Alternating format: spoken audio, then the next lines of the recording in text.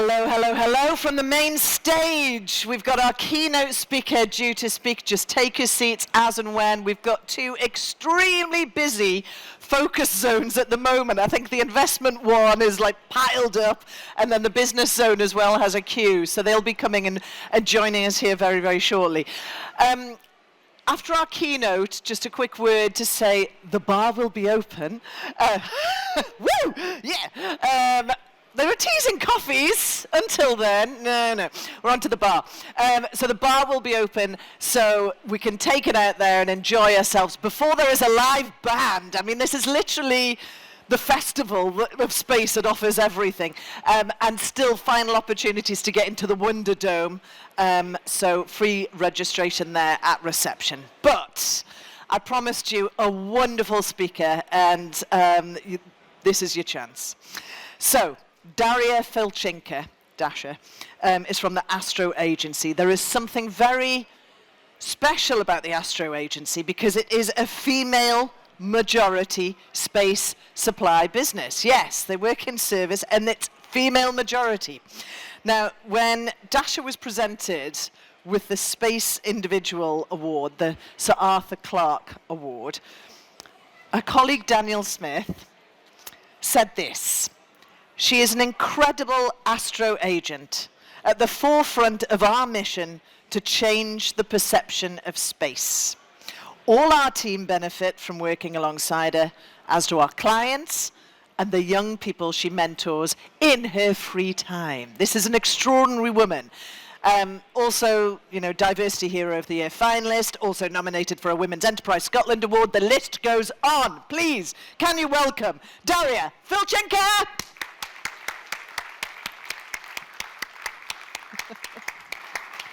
Thank you so much. Hello. My glasses on. Hi, so I'm Daria. People also know me as Dasha. I am a Chief Operating Officer at Astro Agency. And today, I was invited to talk about how we grew our space startup into a global business. I'm very willing to share the lessons that we've learned, but we'll of course start from the beginning. So this was the start. I really wanted to have like a very cool picture of us founding team sitting in a garage doing some sort of technical thing, but I don't have one because we're a service company and we were set up remotely, so I just took somebody else's. And this is the real picture. It was taken a bit later than we actually found it because everything was remote, and we're still remote until today. So this was me, Daniel Smith, co-founder, Richard Osborne, our CTO. For some reason, we thought that it would be very cool to leave a rocket company to start a space marketing business. So here we are, no clients, no projects, pure enthusiasm to start an Astro Agency. What we thought our challenge was, because we sit remotely and we were all far apart, we didn't have an office or anything, what we thought was a challenge actually became a very good advantage because later in the year, the pandemic hit the world. So when people were trying to figure out how they rearrange their routines, how they rework their schedules, and how they learn to work remotely, we were all set for this, so we just kept running, and this was something that really gave us a boost. So almost 5 years later, here we are. What has changed since then, apart from our logo, which is much more modern nowadays? We are a company that services to more than 60 companies across the entire space value chain globally. Among these clients, we have several national space agencies. We have a team of more than 20 people, and we actually have quite a lot of recognition moments, which we are very proud of. One of them you already heard about is receiving the Arthur Clarke Award, or for example, Daniel being invited to talk on CNN. These are all the great things, and we're very proud of, but the true mark of success for us is the happiness of our clients. You can see the snapshot of them, because everything that we do at Astra Agency is not about us at all. It is about our clients, about their successes, about their journeys, and how we talk about it, how we shout about it. So during this almost 5-year journey, we have learned many lessons, and I will share some of these. But before I do so, I just want to say that each journey is individual, and every company is unique. What works for us might not work for others. What's important for us might not be important for others, but I will be very happy if today you will be able to take some insights and take some useful knowledge for you from our experience.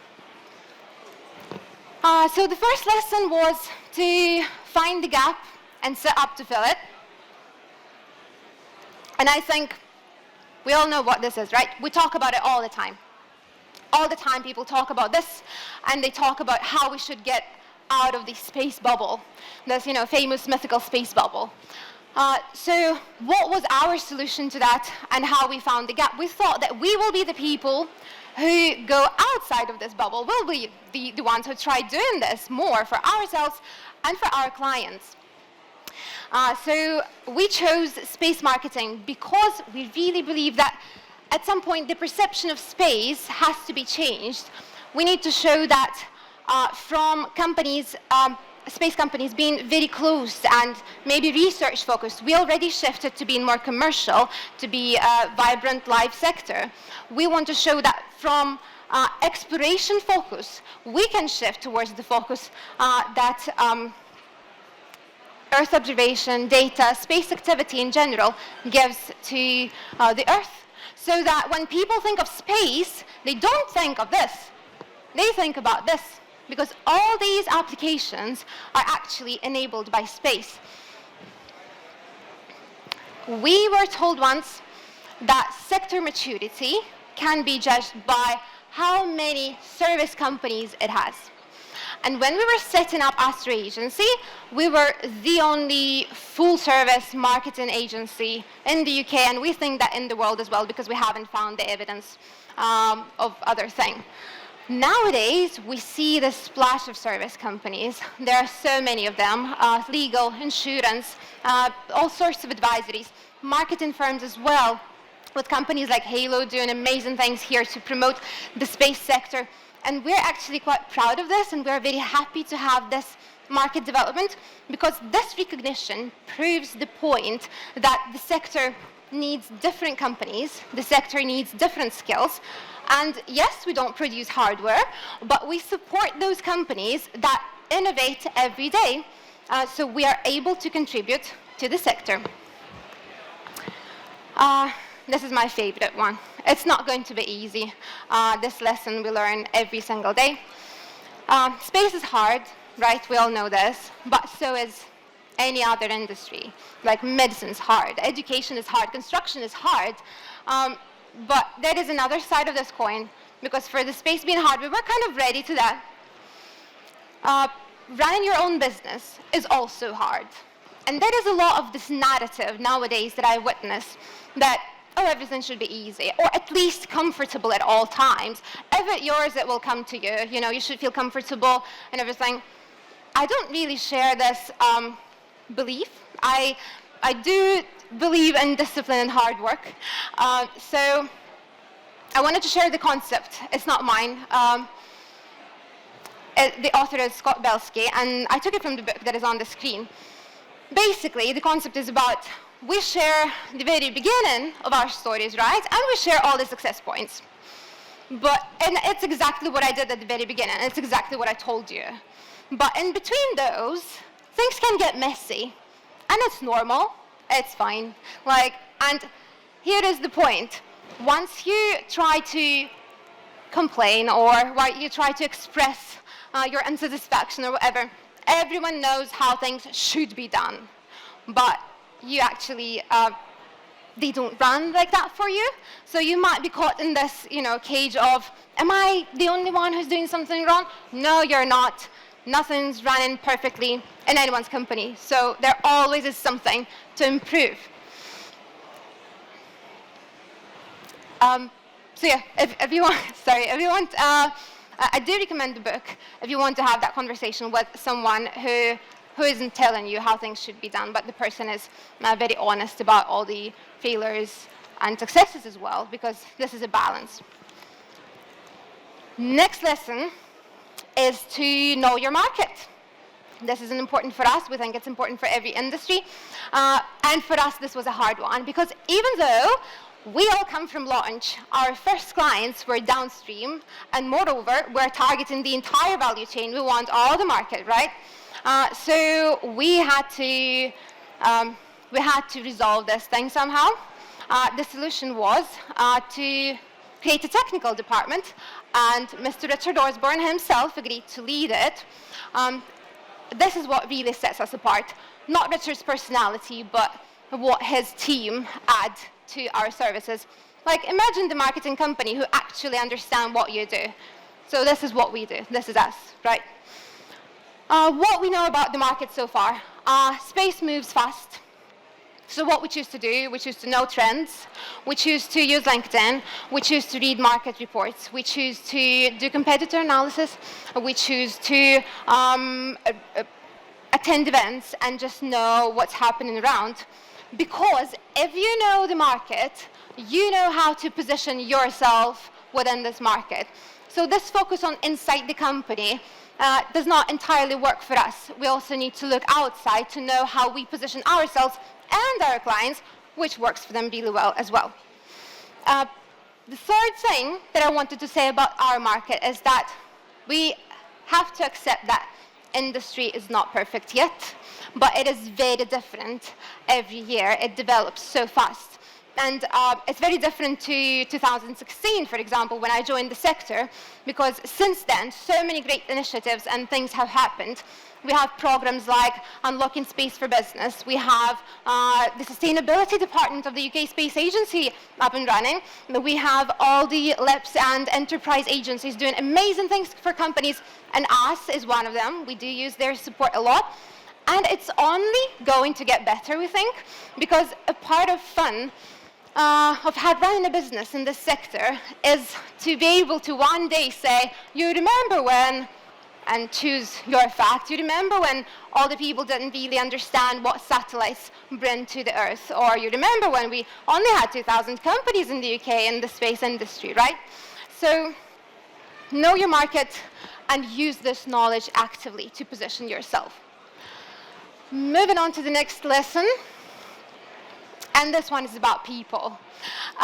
Because you have to remember that you are not alone. I thought that it would be cool to have visual slides and everything, but I regret this so much right now, because I'm looking at these faces and I'll be emotional in a minute or so. But I'd much rather you have 5 lines to read or something. Yeah, you're not alone. That's what I'm trying to say. Great teams are here with us, not just when we right now are here at this point, but they also help us get further. They help us get where we want to be. And we always want to recognize this, to appreciate this, right?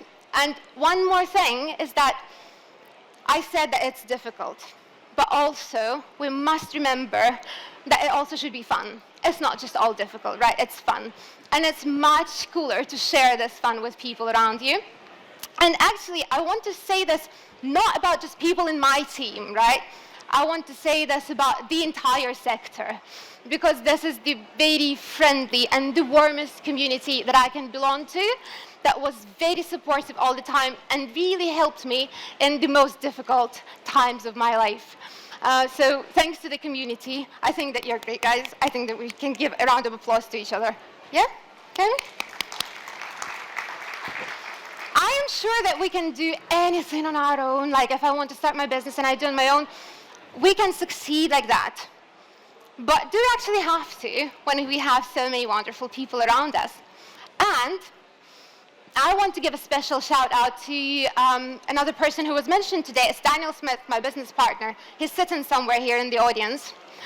So everything that I'm telling right now isn't just about me. This is about us, because we share this journey. We're business partners, and we share all these experiences together.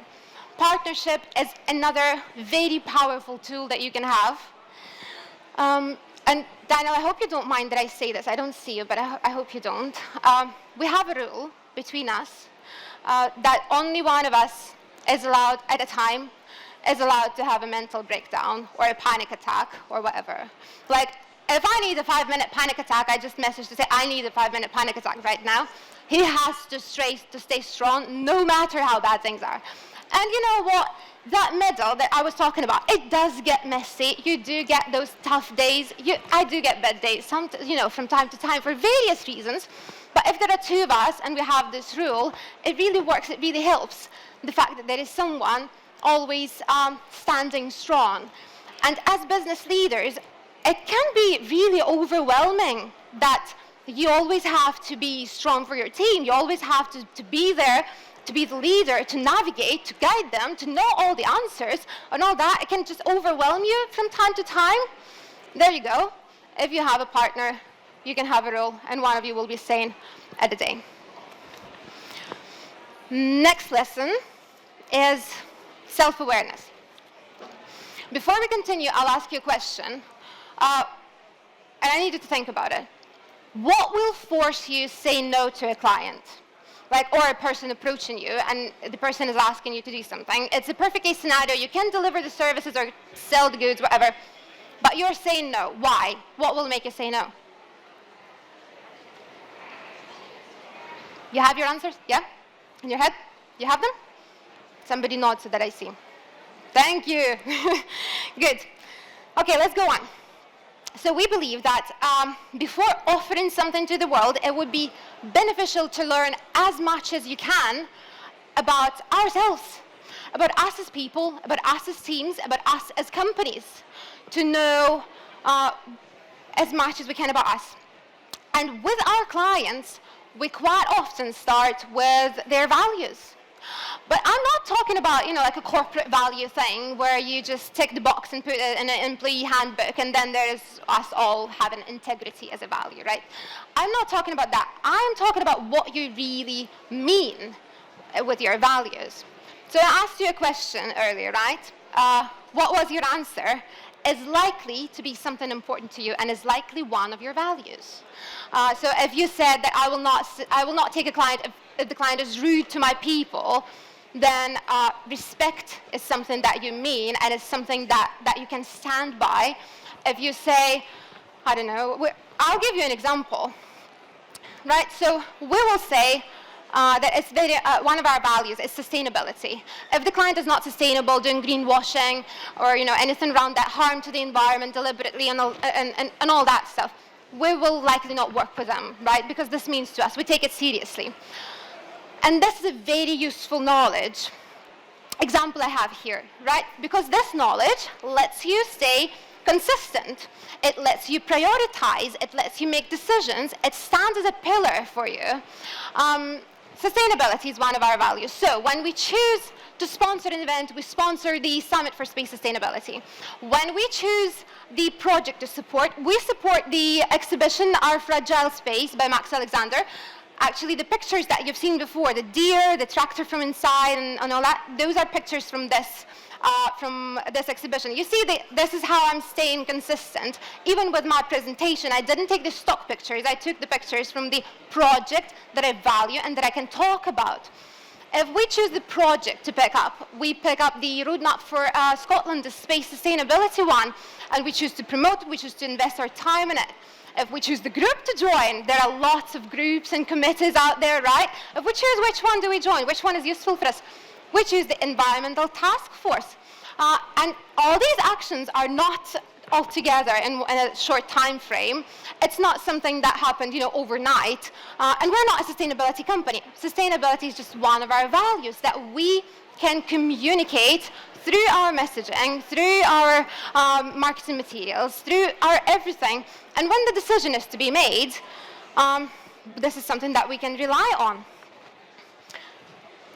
The next point about self-awareness is very important to me. And it's the one about not shying away from who you are and not shying away from being different. So this first picture is me working for a rocket company. I know that I look young, right? You probably cannot tell that I have a son. And here I look like I'm 16 and I'm trying to sell a rocket launch. So I had to work with this perception that people think, oh, she probably knows nothing, you know, she's just a girl. But when I start talking to them, obviously I'm knowledgeable and all that. Nowadays, I will say, I am a Ukrainian woman, and the first thing you think is the war. Like, for sure, if you are in the context of news. And this is a part of our daily life, right? This is our team protesting, and this is also something that we live by. The thing is, I'm encouraging people not to ignore these things, which quite often happens. It's just they know about this and they ignore it. They try to hide it. They try not to portray it. I was doing it myself. I was trying to pretend that I'm like older, or maybe do something not to look this young, you know?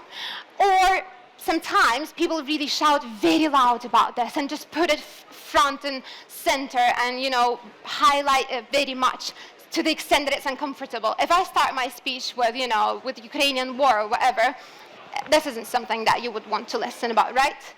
What I'm suggesting, and what I personally use, is to be aware of these things, is to work with them, is to shape the view that people have of me and of my company. I know these things. I will not cancel the fact that I look young or that I'm Ukrainian, but I can shape my view in a way I want it to be shaped, right? So why do we need to know all that, you ask me? Because the crowd is getting bigger.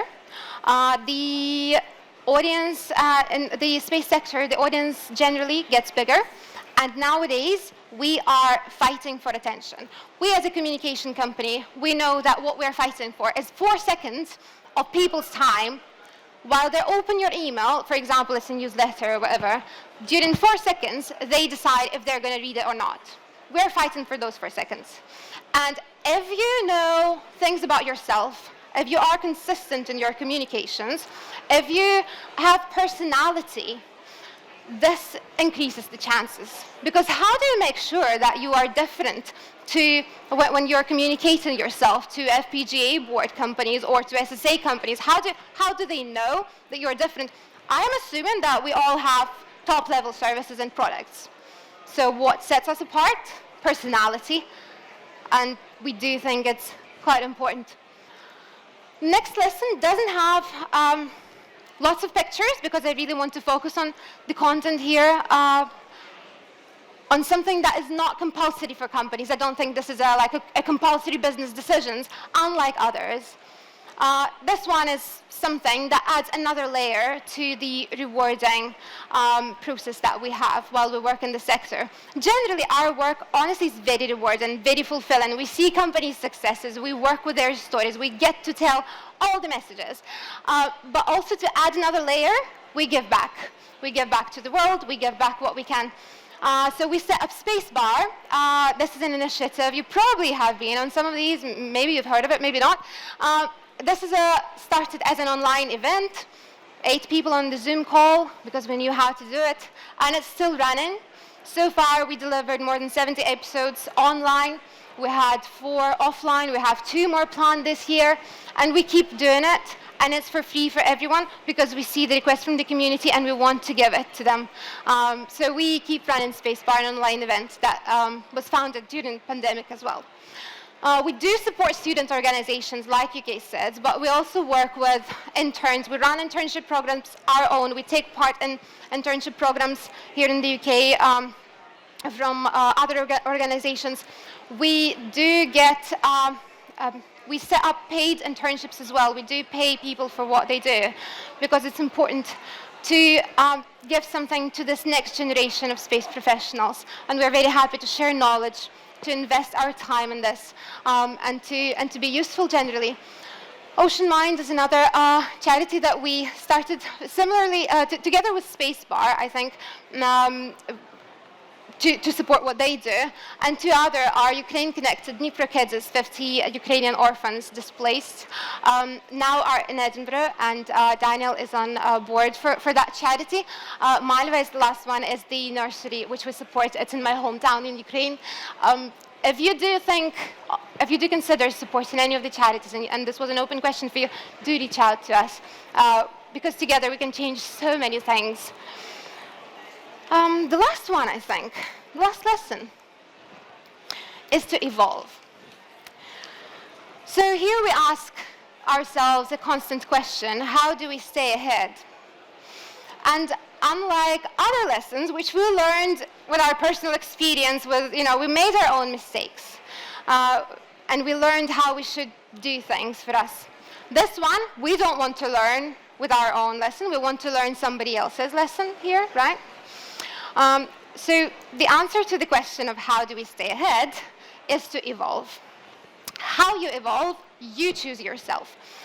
We don't evolve through sticking to like a 5-year-old plan, which you probably thought of right now, right? 5-year plan, what happens to the business next? We don't have it. During our advisory board meetings, I get constantly criticized by our advisory board for not having that document. So we do have our vision of what we want to do next.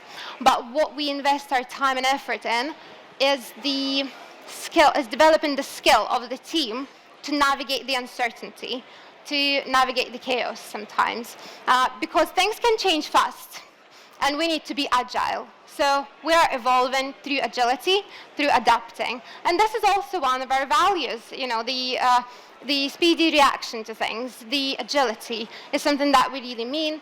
So you know that if you are our client, you can contact us at any point of day and night, and we will support you. Because again, this is something that we value. This is something that we are ready to do. And this is another example for you how having basic value pillars really shapes the company. So what's next? What's next for us? I will finish this talk. I will invite you all to come around and talk to me, ask any questions, challenge anything, have a good discussion. And after that, I'll return back to navigating the chaos of daily life. But I will look back sometimes and I will say that there is a great space that we managed to secure for ourselves in the industry. I will know the values that we stand by. I will know that people surround me that are amazing. And this is how we know that we can do this and everything will be all right. Thank you.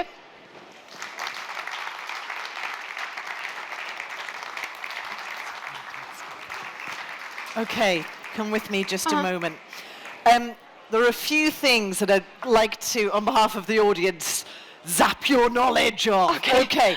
I think a few ears pricked up when you said about the 4-second attention span. Okay, tell us more about that. Where is that happening? Who's that demographic? Is it everybody? Yay. So there aren't very new studies like 2022 or something. There is a study by Microsoft, which is several years old, basically saying that our attention span decreases every year. And it was like, I think 4 years ago, it was 6 seconds, and it was decreasing even more. So now we assume it's 4 seconds, and we use this when working with materials. So for example, we write a social media post. We know that realistically we're fighting for those 4 seconds so that people, do they actually use the carousel and LinkedIn, or do they not? Do they actually open the newsletter, or do they not? Commercial proposals, like where you sell your services, is the same thing. Like what makes people go further, and we know what will the person get in those 4 seconds. What do we catch with our eye within that? So yeah, and that's a sad statistics, but that's the reality of life, I get. Does that force people who might have quite complex products into saying something that could be termed clickbait in order to get people in? Absolutely, yeah, absolutely that's the case. But for that specific reason, companies like ours exist, because we can help doing so. You can still work with, frequent words, and you can go and use SEO techniques and tools, right? You can still be on trend without being, overly annoying with your messages, right? So there are techniques and tools that we can use, that we can write an article, like an educational one, about something important. We can, for example, when we are working with a company, and we do a lot of work on Earth observation messaging and how this supports the Earth, right? The slide that I was showing, I really want people to think about space as about something that helps us. And when we try to increase the readership of those materials, we see that sometimes it's not picked up. Like nobody's Googling how we can track deer with space. Nobody's Googling that, like nobody. So how do we do that? we go and there are ways, so there are Google Trends, use that very available tool. You choose the words and you write an educational piece on what people are looking for. What is space exploration? They are Googling, right? And this is a fair thing. Obviously, I'm talking about target audiences being like general public, as it's known, right? We're not talking about space professionals here, because I'm using the general public example. So we write an article that literally answers their question, but also gives what I want to say to them. So these techniques, the combination, is something that can really help and boost the level of attention to the company, to your online materials. Yeah. I'm glad you tapped in there on audience. This is my obsession. Because it is the basis for communication. So when your clients are coming to you, who is their general audience? Are they looking to reach peers, or do you steer them out of that environment? What's the main course of action? So it's everything. It's literally everything, because we work the entire value chain. So for example, space professionals who produce components, let's say, right? FPGA boards, I mentioned. We have a client who literally does that. So their audience would be technical companies who would buy that. So we go back into the space bubble and navigate it a little bit, but we also go to other sectors because they have their own bubbles and try to see if maybe there is something useful for them here, right? So we navigate that audience, but if it is downstream, if it's Earth observation, if it's satellites, if it's data, it predominantly is outside of the space sector. So they want to contact verticals, insurance, finance, environment, all that stuff. So we go into those sectors and try to communicate the message. One more thing is the language. It was mentioned before, and the cyber panel as well, right? Yeah. We have to choose the language. I do have this idea as well, which I didn't share today, but I encourage people to stop talking about space when they go to verticals. I mean, I know it's exciting that we are all in the space industry, but nobody cares if it's there. Like, nobody in the finance will care that, oh, it's a space data. They want the result, right? So for that pitch, you say, this is what we do for you. And by the way, this is space-derived data. So we want to shift the focus so that it's actually valuable to them, because that excitement, we share it because we're space professionals. We are all excited about space, but not them, because we want to, I said, shift the focus from research into commercial. If we talk commercial, we talk numbers, we talk return on investment, we talk profits, we talk solutions for their problems. So I am really surprised by that, because I know that you'd be talking about outputs, but I'm still getting the feeling that there is this appetite for space. Yeah. So people like to have, a little bit like AI is a buzzword. I feel like space is coming through, but you would say it doesn't matter. It's just a method, and nobody cares about the method. No. Wow. Not in verticals. Like, obviously, if we go and sell to SSA market, right? Of course, it's about space, and we talk about the complexity of space markets. But if you want to reach somebody outside of the bubble, you stop talking about space and start talking about Earth. Start talking about how many benefits it gives to Earth. Because nowadays people are more conscious about environmental as well stuff and about sustainability. This is something that they really mean, a lot of companies. And if you say that we can actually support you in this desire, it's a great tool. And then you say, and this is all space data, and this is like the last thing that they need to get. I love it's the devil's in the detail, isn't it? It's how you do it. A last point about your firm. I'm going to be a little bit contentious here, but there is an issue with diversity within all sectors. I think we've got like 1 million women working in tech, but that's still only about 29% of that entire industry. In STEM. Do you have a female majority company? And you have, with that, the implication that a number of those women will go on to have families. And we're in the UK, where current employment policy does lean towards helping women rather than men. So it will impact on workloads and so on. But it hasn't stopped you. No. Why? That's a very good question. So first of all, when we hire people, we hire professionals. We are female majority, not because it was deliberate. We just one day we looked back and oh, we're actually a female majority because just we hire best people for the job. there are so many real hidden figures, because I'm sitting on work calls, and there are I can have all female working calls, and where we get to decide the entire communication strategies for big companies, and these are all female workers. So it was not deliberate, right? We have experienced this. Me personally, I have a son, and my son is 3.5. My company is 5 years old, so you can probably calculate that all the time that company existed, I was either pregnant or a young mother, right? So we have gone through that. This is doable, right? You can manage. Self-awareness does help a lot. We were talking about it earlier, right? Mm-hmm. Being self-aware. For me as a business leader, and we also have gone through that with our staff going on maternity leave. And you know what? I'm very proud of it. I'm very proud that as a small business, I am supporting those women. I am telling to my digital marketing executive that she can go on maternity leave, and she comes back and she has her workplace, and we're paying her maternity leave payments and whatever. So we did that, and this is possible with us as a business. This is doable. Don't be scared to hire women, because there are schemes to that. There is technically what you can do to kind of make this a bit milder, that hit, right? So yeah, we've been through this, and I don't think that it's an unbearable challenge. Honestly, I'm very proud that all the women in my company know that when they have something to do, when my child is sick, I stay home, and my team are supporting me with that. And that is why I talk about them as well, because we share the values. Family is one of the values in our company. And they know that we can have each other's back. It doesn't happen all the time, One day somebody's kid is sick. We just cover each other. So it is possible to develop this culture. And it is possible practically and technically to have this without huge, consequences to your business, that, suddenly all the women went to maternity leave and I have nobody to work. No, it's all doable.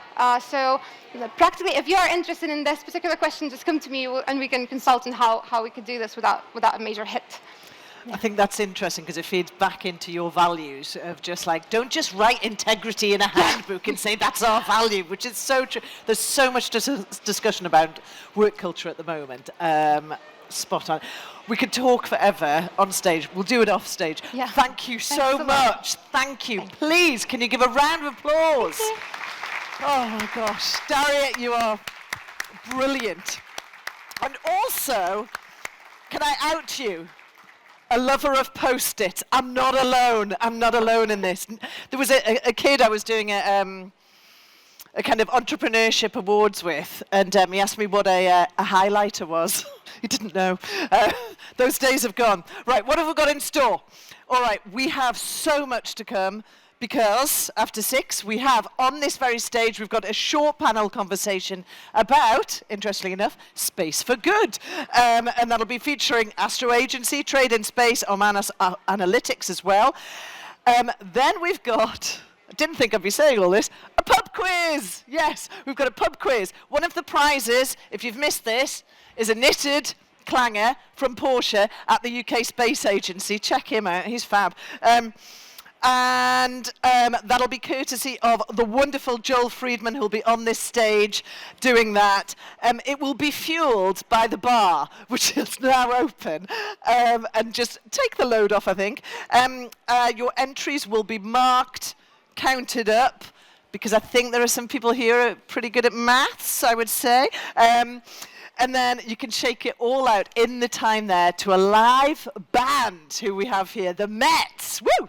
So you're going to have that, or you can prop up the bar, or just lie back and enjoy some music. The choice is yours, my friends. So, and then Joel will come back, announce the pub quiz winners, hand out some prizes at about 7:30, when we also need to leave this room until tomorrow morning. So that's what we've got in store. Thank you once again to our sponsors for helping make all this happen, to the Satellite Applications Catapult, to Northumbria University, Deloitte, Innovation Super Network. So where do you need to go now? You need to go to the main foyer, get some drinks, get some food, catch up with old friends and new, and then we'll be back here for the funner stuff, 6 till 7:30. See you shortly. Thank you very much.